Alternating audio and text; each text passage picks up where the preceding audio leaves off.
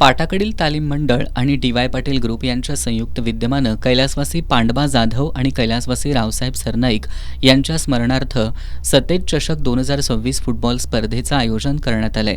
वरिष्ठ गटाची ही स्पर्धा 4 एप्रिल ते 15 एप्रिल दरम्यान छत्रपती शाहू स्टेडियमवर होणार आहे, अशी माहिती पाटाकडील तालीम मंडळाच्या वतीनं पत्रकार परिषदेत देण्यात आली।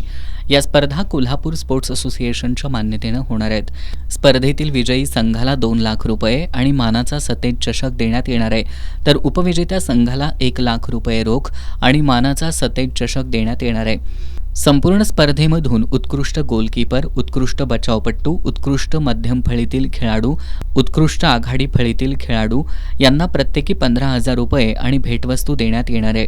रोजच्या सामन्यातील आणि लीग सामन्यातील मॅन ऑफ द मॅच यांच्यासाठी भेटवस्तू आणि गौरवचिन्ह, तर मालिकावीरासाठी आकर्षक अशी भेटवस्तू ठेवण्यात आली आहे। याचं उद्घाटन 4 मे रोजी सायंकाळी 4 वाजता आमदार सतेज पाटील, माजी आमदार मालोजीराजे छत्रपती, शिक्षक आमदार जयंत असगावकर यांच्या हस्ते आणि महाविकास आघाडीचे नगरसेवक नगरसेविका, पीटीएमचे पदाधिकारी यांच्या उपस्थितीत होणार आहे। स्पर्धेच्या प्रसिद्धीसाठी शहराच्या विविध भागात आणि मोक्याच्या ठिकाणी वरिष्ठ 8 संघातील खेळाडूंची प्रतिमा असणारे 15 बाय 20 फुटांचे बॅनर लावले जाणार आहेत। यासह छत्रपती शाहू स्टेडियम या ठिकाणी मुख्य रस्त्यावर 2 मोठ्या कमानी खेळाडूंच्या पोस्टरनं सुशोभित करण्यात येणार आहेत। स्पर्धेसाठी समाजातील विविध क्षेत्रातील नामवंत व्यक्ती, महाविकास आघाडीचे नेते, आमदार, खासदार आदींची उपस्थिती असणार आहे, अशी माहिती यावेळी देण्यात आली।